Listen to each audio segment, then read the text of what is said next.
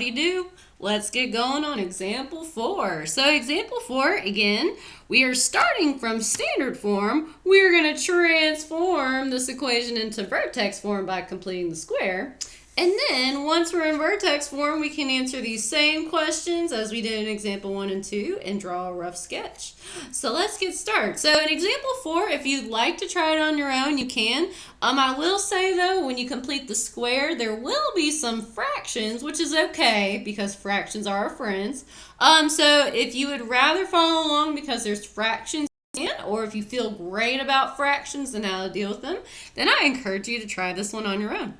All right, let's do it. So again, the first step, the x's in the terms without x's do not get along. Okay, so I need to move everything to one side that does not have an x in the term, and everything to the other side that contains an x in each term. Okay, which if you guys see here, my x's are already kind of grouped together. The only thing that's on the wrong side of the equal sign is this 8. Okay, so the 8 needs to move over before the x's release the demon cats on it. It's going to be quite violent, so I'm going to move it over real quickly. All right, so the way that you move a positive 8 to the other side is by subtracting it on both sides. Okay, which positive 8 minus 8, 8 minus 8 will cancel and turn to 0. And remember, you guys, y minus 8, these are not like terms, so I can't combine them. So I'm just going to leave it as y minus 8.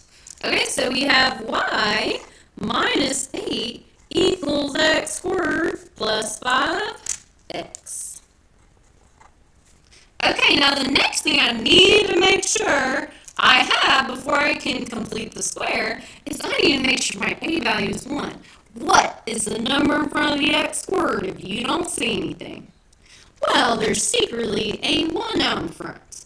Okay, so my a value is 1. Yes. Okay, so since a is 1, I can go ahead and do the magical formula to create a perfect square trinomial or complete the square. Okay, so we're going to do that nifty formula, which if you don't remember, it is b over 2 squared. So we're going to do b over 2 squared, and that will force this side of the equation to become a perfect square trinomial, whether or not it wants to be, unfortunately. We're going to be a little mean. Okay, so my b is 5 over 2 squared. Now, if you guys see here, 5 over 2 will not reduce down any further. Okay, so I'm going to have to square the fraction, which there's 2 ways you can do this. I have gone over this with you before, but I will refresh it if you forgot. So if you square something, you guys, all that means is that you multiply something to itself. So that's 5 halves times 5 halves.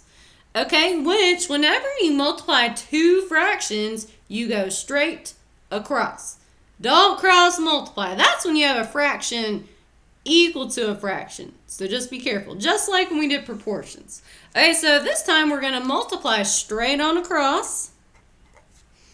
Alright, so 5 times 5 is 25, and 2 times 2 is 4.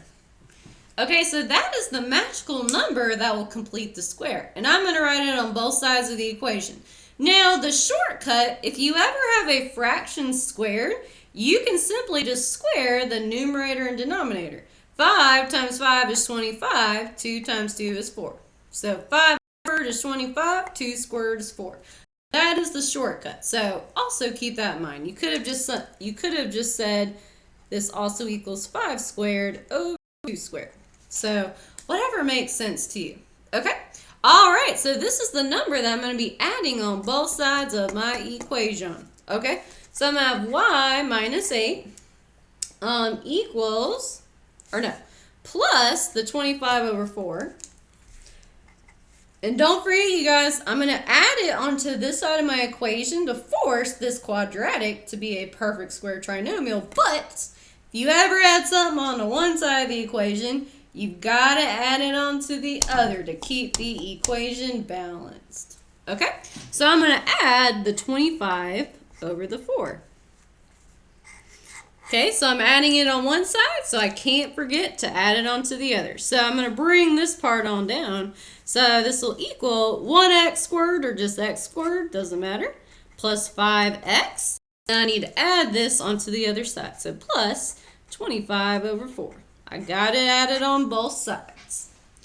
Okay, so my next step, I need to combine these two fractions. I need to add them together, and then we'll deal with the perfect square trinomial in a moment. Okay, so for a little bit, I'm only going to be working on the left side of my equation, and then I'll come back and deal with this side. Okay, all right, so I'm trying to think of the best way to do this. Okay, I'm just going to go ahead and work down. It'll be okay. Okay, so when you guys add fractions, if you recall, you have to have a common denominator, which currently 8 doesn't have a denominator, which means its denominator is secretly 1. Okay, so basically you guys have to come up with the LCM, or the least common multiple of the smallest number, that 1 and 4 multiply to equal, which would be 4. Okay, so this fraction already has a 4, so I need to make sure that this fraction has 4. Okay, so I'm going to bring this on down. I'm going to say y minus 8 over 1 plus 25 over 4. Okay, and I'm just going to ignore this side for a little bit. Okay, so I want my denominator to be a 4. So 1 times 4 is 4. Now, whenever you have a fraction, you guys, if you ever multiply something to the bottom, you have to multiply it to the top, or your fraction will not be the same value. Okay, so I multiply the bottom by the 4 to get a common denominator, but if I multiply it to the bottom, I got to multiply it to the top. Okay, and don't forget, when you multiply fractions, you go straight on across. Okay, so this will be y minus 8 times 4 is 32. Over 1 times 4 is 4. Okay, I'm just going to bring on down that 25 over 4. All right, now, you guys got to be careful. The demon cats run rampant when you deal with fractions. They always are out to get people, so you just got to watch yourself. Whenever you guys add or subtract fractions, you have to have a common denominator, and then when you add or subtract the fractions, you don't touch the common denominator. Don't touch it. Leave it alone. So I'm just going to write it as 4 before I try to touch it. My common denominator is 4. You don't do anything to the denominator. Okay, and then I'm going to add or subtract my numerator. So negative 32 plus 25, that would be like 25 minus 32, which is negative 7, which that's the negative sign with it. So, all right, so negative 7/4. Okay. Okay, so now that I've gotten my left-hand side done, now I need to deal with my right-hand side. So, let's back it up, backtrack. Okay, I did my b over 2 squared, so I rewrite this side as a perfect square trinomial, which remember, you can slide and divide. Now, sliding and dividing will be difficult on this because we have a fraction. Or you can simply do the shortcut, which... this is the part where I didn't know where to do the shortcut because I didn't really think it through. Okay, I'm going to do the shortcut down here. I'm sorry, you guys. So we're going to square root the first term. We're going to square root the third term. And then I'm going to take the sign of the middle term. All right, so my first term is an x squared, which the square root of x squared is x. And I'm going to square root my final term, which, hold up, Miss Long. We need a big square root. Okay. We got to square root 25 over 24. Or over 4. Okay, which remember, you guys, when you square root fractions, you square root the top, the numerator, and you square root the bottom, or the denominator. So the square root of 25 is 5, and the square root of 4 is 2. Okay, so I can rewrite this as a parenthesis with an x and a 5/2. Okay, and then I'm going to take the sign of the middle number, okay, which the sign of the middle number is a positive. So I'm going to write plus 5/2. Okay, and then we can rewrite this as a binomial squared. Okay, now, normally I know I tell you to rewrite the fraction and put the denominator in front of the x. Okay, when we do vertex form, we're not going to do that. And really, when you complete the square, sometimes it is better just to leave it as a fraction to help you solve. So when you complete the square, we're just going to leave this as a fraction, okay? Because It's going to be really hard to come up with your vertex point if we rearrange this and write like the 2 in front of the x. So it's not wrong to do that. You just won't quite know what your vertex point is. So I know that Miss Long is contradicting herself. I know, I'm sorry. Okay, but I'm just going to leave that as 5/2. Okay, just take my word for it. Okay, so I'm just going to bring it on down to here because we did several other steps on that side. So we just need to bring this stuff down. Okay, so now my final step to get this equation into vertex form is to solve for y. So I need to get y on one side by itself, which means I need to bring this -7/4 to the other side, which the way that you bring a -7/4 to the other side is by adding it. Okay, which -7/4 plus 7/4 will cancel and turn to 0, and then I'm just going to add the 7/4 onto the end. Okay, so my final vertex form is y equals x plus 5/2 squared plus 7/4. So that is vertex form. Yay! Okay, so now that we know vertex form, I can answer these nifty questions. So I'm going to rewrite vertex form real quickly.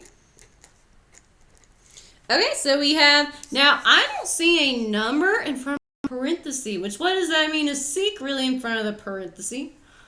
Heavenly hamburger. It does mean it's a 1. And then we have plus 5/2. So plus 5/2. And then, oh no, you guys, I messed up my colors.